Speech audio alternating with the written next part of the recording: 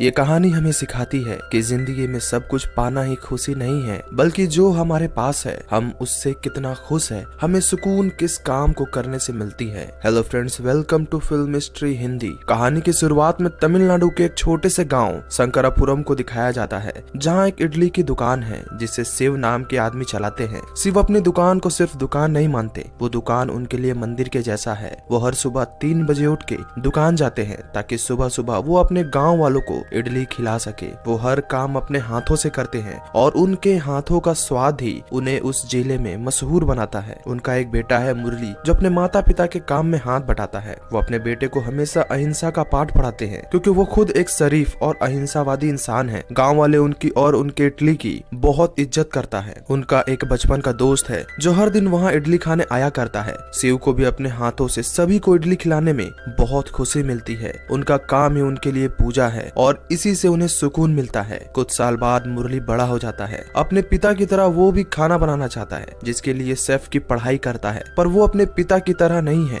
वो अपनी जिंदगी को मॉडर्न तरीके से जीना चाहता है, कुछ बड़ा करना चाहता है, जिसके लिए वो चाहता है कि वो अपने इडली की दुकान की फ्रेंचाइजी बेचे ताकि उनके दुकान का नाम शहर में भी हो। पर उसके पिता ऐसा नहीं चाहते हैं। उनका मानना है कि अगर दुकान में वो ही नहीं होंगे तो उनके नाम का क्या मतलब होगा, ये तो लोगों को धोखा देने जैसा होगा। मुरली समझ जाता है कि उसके पिता इस दुकान से आगे नहीं बढ़ना चाहते हैं, इसलिए वो डिसाइड करता है कि वो अपने आगे की पढ़ाई मद्रास जाके करेगा। जाने से पहले उसके पिता उसे समझाते हैं कि अगर गांव को छोड़ के हर कोई चला जाएगा तो गांव का क्या होगा। मुरली कहता है कि हम कब तक यहाँ रहेंगे, हमें भी कार देखना है, बड़ा घर देखना है। उसके पिता कहते हैं कि ये हम पे निर्भर करता है कि हम किस चीज को बेहतर जिंदगी समझते हैं, कार, पैसा, बंगला या फिर ये खेत, नदियाँ, गाँव की साफ हवा, पैरों के नीचे एक मजबूत जमीन और हमारे कुल देवता। मुरली कहता है तो क्या मुझे अपने सपने पूरे करने का कोई हक नहीं है? वो कहते हैं अगर तुम्हारा सपना इस गांव से बाहर निकलना है तो तुम जा सकते हो। मुरली के माता पिता उसे बस में बैठा के उसे अलविदा कहते हैं। जाते जाते उसके पिता कहते हैं कि बेटा, मेरे मरने के बाद भी ये दुकान बंद नहीं होनी चाहिए, क्योंकि इसमें मेरी आत्मा बसती है। अब कुछ साल बीत जाते हैं। मुरली शेफ की पढ़ाई करके बैंकॉक आ गया था और एक बहुत बड़े रेस्टोरेंट चेन कंपनी में हेड कुक है। पर वो अपने पिता के इडली को आज भी याद करता है। तभी कोई उसे कहता है कि मीरा उसे बुला रही है। मीरा कंपनी के मालिक की बेटी है और मुरली से प्यार करती है और कुछ ही दिनों में उनकी शादी होने वाली है। कंपनी के मालिक विष्णुवर्धन भी मुरली को पसंद करते हैं। इस शादी से वो भी बहुत खुश है। तभी उन्हें पता चलता है कि उसके बेटे को पुलिस ने पकड़ लिया था गैम्बलिंग करने के आरोप में। मुरली और विष्णु पुलिस को मैनेज करते हैं। विष्णु अपने बेटे अश्विन से कहता है कि अगर तुम्हें गैम्बलिंग ही करनी है तो तुम लास वेगस चले जाओ। वो अपने बेटे के सामने मुरली की तारीफ करता है, जिससे अश्विन को बहुत गुस्सा आता है, क्योंकि वो एक अमीर बाप की बिगड़ैल औलाद है। मुरली विष्णु से कहता है कि आपको अपने बेटे की गलती पे पर्दा नहीं डालना चाहिए था, बल्कि उसे सबक सिखाना चाहिए था। विष्णु कहता है कि वो अपने बेटे से बहुत प्यार करता है, इसलिए वो उससे कुछ नहीं कह पाता है, बल्कि उल्टा वो ही मुझे सुनाता है। अश्विन मुरली को पसंद नहीं करता है, इसलिए वो हमेशा उसे परेशान करता है। मुरली भी सिर झुका के उसे सहन करता है, क्योंकि वो अभी भी उस कंपनी का एक एम्प्लॉय है। रास्ते में वो अपनी माँ से बात करता है, क्योंकि वो अपनी शादी में उन्हें बुलाना चाहता है, पर उसके पिता वहाँ नहीं आना चाहते। वो अपनी माँ से उन्हें मनाने को कहता है। अब शाम में विष्णु मुरली और अपनी बेटी मीरा के लिए एक पार्टी रखता है, जहाँ वो सभी को उनके शादी के बारे में बता सके। लेकिन बीच पार्टी में मुरली को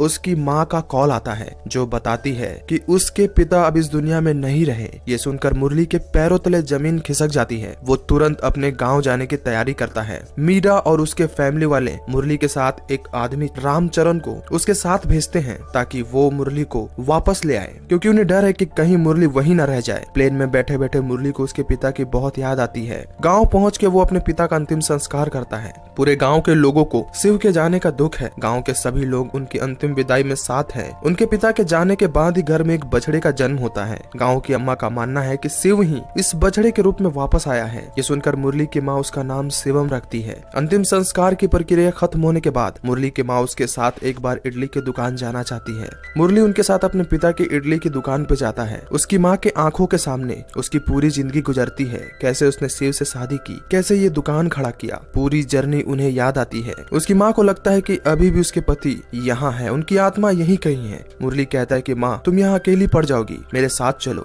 उसकी माँ कहती है कि ये कोई शहर नहीं है जहाँ एक पड़ोसी दूसरे पड़ोसी को ही नहीं पहचानता। ये गाँव है, यहाँ का एक एक इंसान मुझे जानता है। अगली सुबह कल्याणी मुरली के घर आती है। वो मुरली के बचपन की दोस्त थी और उसके जाने के बाद उसी ने उसके माता पिता का ख्याल रखा। वो मुरली की माँ को जगाती है, पर वो भी अब इस दुनिया में नहीं रही। अपने माता पिता को खोकर होकर अब वो बिल्कुल अकेला हो चुका है। वो बछड़ा भी उसके पास नहीं आना चाहता है। अब रामचरण मुरली से कहता है कि मीरा ने 2 दिन बाद की फ्लाइट बुकिंग करवाई है और हमें वापस जाना होगा। मुरली कहता है मैं इस हालात में अभी वापस नहीं जा पाऊंगा, मुझे कुछ दिन और चाहिए। वो मीरा से बात करता है कि वो अपने पिता की दुकान किसी को बेच के वापस आ जाएगा। मीरा को उनके शादी की चिंता है, जिसपे वो कहता है कि वो जल्द ही वापस आ जाएगा। मुरली कल्याणी से कहता है अब उसे यहाँ कुछ करने की जरूरत नहीं है, वो अपने घर जा सकती है। कल्याणी कहती है कि वो ये सब उसकी माँ के लिए कर रही है। उधर मीरा बार बार फोन करके रामचरण को परेशान करती है कि वो जल्दी से कुछ करे और मुरली को वापस लाए। मीरा को सिर्फ अपनी और मुरली की शादी की टेंशन है, उसे उसके इमोशन की कोई परवाह नहीं है। अब गाँव के लोगों को पता चलता है कि मुरली अपने पिता की दुकान बेचना चाहता है, तो मुन्ना नाम का आदमी उसे खरीदने को तैयार है। दरअसल उसकी भी पराठे की दुकान है। शिव के दुकान के सामने ही वो मुरली को आश्वासन देता है कि वो उसके पिता के दुकान को बिल्कुल उन्हीं के जैसा चलाएगा। मुरली मान जाता है और अगले दिन रजिस्ट्रार के सामने दुकान के कागज को उसे सौंपने का फैसला करता है। ये बात कल्याणी को भी पता चल जाती है। शाम में घर लौटते वक्त मुरली को भैरव बाबा का मंदिर दिखता है,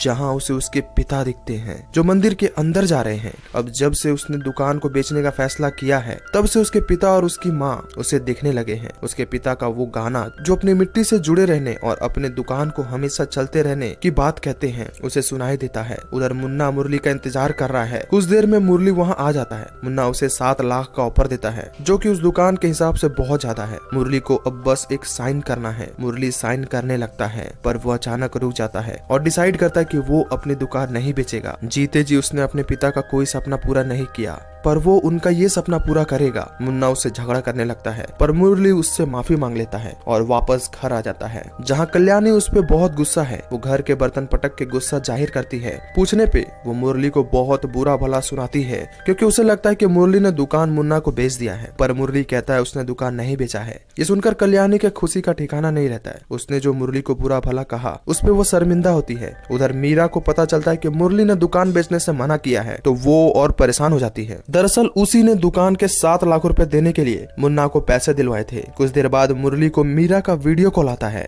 मीरा कहती है जब तुम्हें 7 लाख रुपए मिल रहे थे तो तुमने अपनी दुकान को क्यों नहीं बेचा। ये बात सुनकर मुरली समझ जाता है कि इसी ने दुकान बिकवाने के लिए पैसे दिए थे। वो कहता है तुम्हें समझ नहीं आएगा। वो कहती है कि अब हमारी शादी का क्या होगा। मुरली कहता है मुझे माफ करना। ये सुनकर मीरा कहती है कि तुम्हें घटिया सी दुकान के लिए मुझे ठुकरा रहे हो। ये सुनकर मुरली को बहुत गुस्सा आ जाता है और वो शादी के लिए मना कर देता है। मीरा का भाई अश्विन उसे धमकी देता है कि अगर वो यहाँ नहीं आया तो वो उसे घसीट के लिए आएगा। मीरा के पिता विष्णु भी मुरली को समझाते हैं, पर मुरली उनसे माफी मांगकर फोन कट कर देता है। ये देख कल्याणी को बहुत खुशी होती है, क्योंकि मन ही मन वो आज भी मुरली से प्यार करती है। मुरली अब ठान लेता है कि अब वो यहीं रहेगा और अपने पिता की दुकान चलाएगा। रामचरण भी मुरली की तरह अपने गाँव में ही रहना चाहता है। अगले दिन से मुरली अपने पिता की तरह 3 बजे सुबह उठ के दुकान खोलने लग जाता है। उनकी तरह चक्की में चावल पीसता है, लेकिन ये काम जितना आसान लगता है उतना है नहीं। उसके पिता बिना थके घंटों चक्की चलाते थे। इसी तरह मुरली इडली बना लेता है और पहली बार अपने पिता के दोस्त को खिलाता है, जो कहते हैं कि उसके इडली में उसके पिता के जैसा स्वाद नहीं है। वो हर दिन मेहनत करके इडली बनाता, लेकिन अभी भी वो अपने पिता की तरह इडली नहीं बना पाता है। धीरे धीरे गाँव के सभी लोग उसकी इडली की बुराई करने लगे। देखते देखते उसके दुकान में लोगों की भीड़ कम होने लगी। ये देख मुन्ना उससे अपनी दुकान उसे बेचने को कहता है। गाँव के लोग ना उसे पसंद करते हैं और ना ही उसकी इडली को।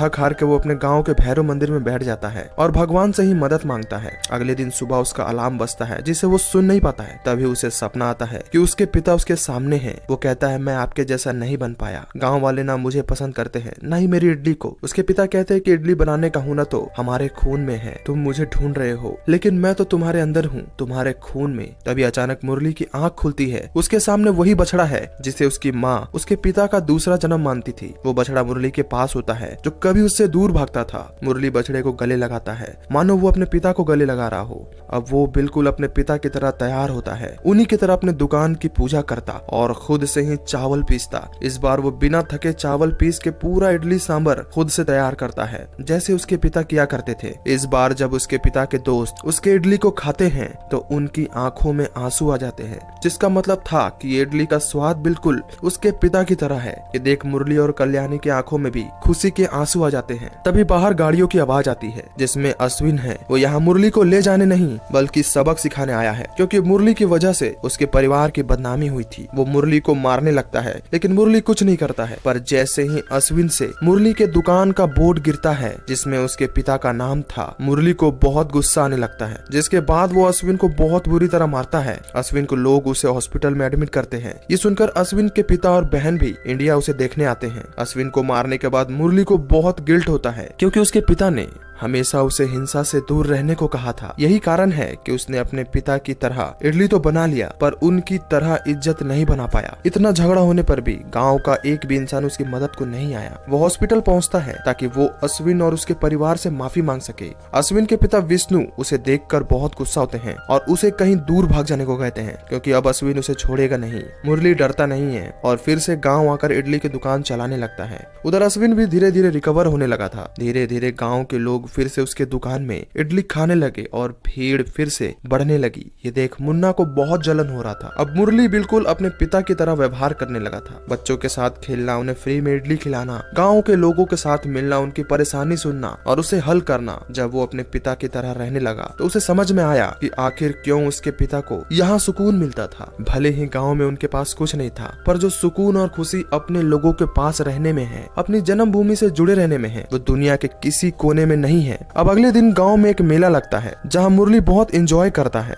मेला खत्म होता है और मुरली वापस अपने घर लौटने लगता है। तभी रास्ते में उसे अश्विन और उसके आदमी घेर लेते हैं। मुरली उस पे हाथ नहीं उठाता है, क्योंकि उसे उसके पिता की बात याद आती है। अश्विन उसे बहुत बुरी तरह मारता है। मुरली भी उससे मार खाता है। अधमरी हालत में मुरली उससे पूछता है कि क्या अब वो खुश है। ये सुनकर अश्विन को और गुस्सा आता है। वो उसे गोली मारने वाला होता है, पर आसपास गाँव वाले आने लगते हैं, इसलिए वो उसे उठा के अपने फार्म हाउस में ले जाता है। मीरा उन सब चीजों से अनजान है। उसके पिता उसे मंदिर जाकर प्रार्थना करने को कहते हैं और अश्विन के पास जाते हैं। मुरली का वो उसे छोड़ने को कहते हैं, पर अश्विन कहता है कि मैंने उसे नहीं मारा, बल्कि उसने मुझे मारने दिया। वो खुद को क्या समझता है, ये कहकर वो गन निकालता है। उसके पिता उसे रोकने लगते हैं और तभी गोली चल जाती है और मुरली को लग जाती है। ये देख अश्विन के पिता समझ जाते हैं कि उनसे बहुत बड़ी गलती हो गई है और जल्द से जल्द मुरली की बॉडी को ठिकाने लगाना होगा। लोग जंगल में मुरली को फेंक देते हैं और ये सब होते हुए एक बाज देखता है। उधर गांव के लोग मुरली को ढूंढ रहे हैं। तभी एक आदमी भागता हुआ आता है और बताता है कि उसने विष्णु की गाड़ी में मुरली को ले जाते देखा। गांव के सभी लोग विष्णु के घर को घेर लेते हैं और उसे बाहर आने को कहते हैं, वरना वो लोग अंदर आ जाएंगे। विष्णु और अश्विन को समझ नहीं आता है कि वो लोग अब यहाँ से कैसे निकलेंगे।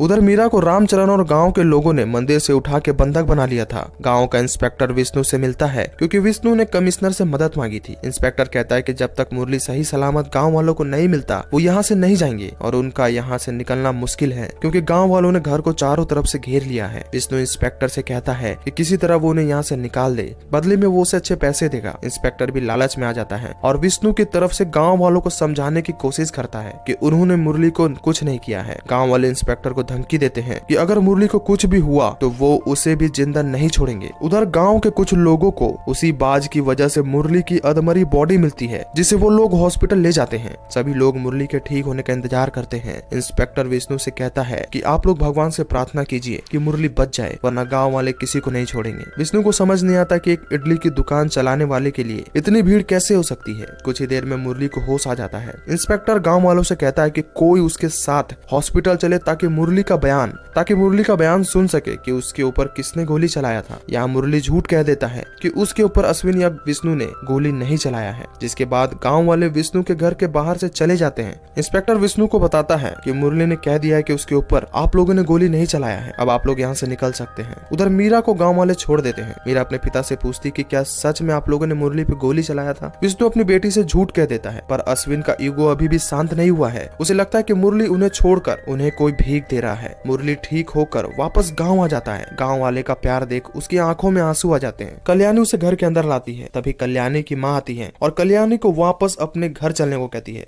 क्योंकि पूरे गांव वाले उसे और अश्विन को गलत रिश्तों में जोड़ रहे हैं। मुरली उसकी माँ से कहता है कि अगर आप राजी हैं तो मैं कल्याणी से शादी करने के लिए तैयार हूँ। पहले तो वो गुस्सा जाहिर करती है, पर मान जाती है। अब दोनों मिलकर दुकान और अपनी जिंदगी चलाने लगते हैं। मानो मुरली की जिंदगी में बस कल्याणी जैसी लड़की की कमी थी। मीरा मुरली से मिलती है। वो उसके लिए बहुत खुश है।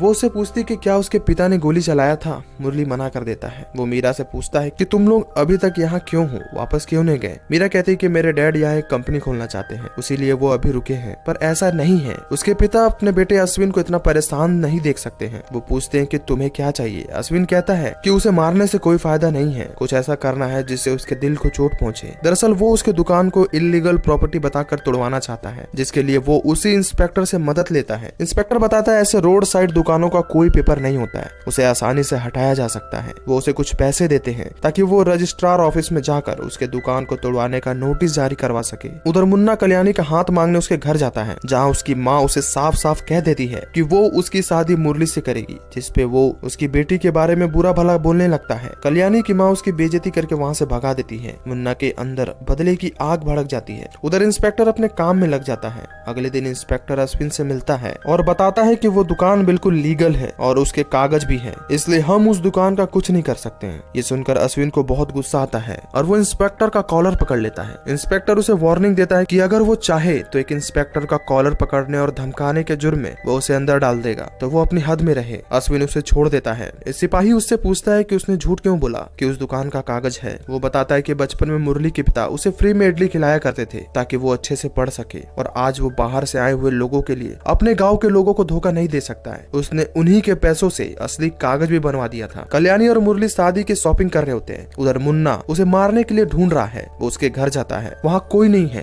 पर वो उस बछड़े को देख लेता है और उसे ही मारने वाला होता है कि तभी वहाँ मुरली आ जाता है। दोनों के बीच जमकर फाइट होती है। मुन्ना के आदमी और गाँव वाले आपस में भिड़ जाते हैं। मुन्ना उसे खत्म करने ही वाला होता है, पर तभी वो रुक जाता है। वो मुन्ना से कहता है कि बाहर के लोग भी मुझे मार रहे हैं, गाँव के लोग भी मुझे मार रहे हैं, मैं कहाँ जाऊंगा? क्या मेरे मर जाने से तुम्हें खुशी मिलेगी? तो मार दो मुझे और खुश हो जाओ। मुन्ना को अपनी गलती का एहसास हो जाता है। उधर अश्विन ने मुरली के दुकान में आग लगा दिया था। मुरली भागकर अपने दुकान के पास जाता है, जहाँ वो अपने दुकान को जलता देख बहुत दुखी होता है, इतना जितना वो अपने पिता के खोने पर भी नहीं हुआ था। उधर अश्विन वहाँ से जाने की तैयारी कर रहा था, तभी वहाँ मीरा आती है और अश्विन को मारने लगती है, क्योंकि उसे पता चल गया था कि अश्विन ने मुरली की दुकान जला दी है। वो अपने पिता और भाई को विलेन कहती है। अश्विन कहता है कि वो ये सब उसके लिए कर रहा था। मीरा कहती है कि तुम ये सब अपने ईगो के लिए कर रहे थे, तुमने उसे मारा, उसने कुछ नहीं किया, तुमने उस पर गोली चलाई, उसने फिर भी तुम लोगों को बचाया, तुम उससे कभी नहीं जीत सकते क्योंकि वो एक अच्छा इंसान है। दोनों भाई बहन आपस में लड़ने लगते हैं। मीरा इतने गुस्से में आ जाते हैं कि वो खुद को मारने लगती है। ये देख विष्णु आज पहली बार अपने बेटे को एक थप्पड़ मारता है और कहता है कि ये सब मेरी गलती है, ये काम मुझे बहुत पहले कर देना चाहिए था। वो अपनी बेटी से माफी मांगता है।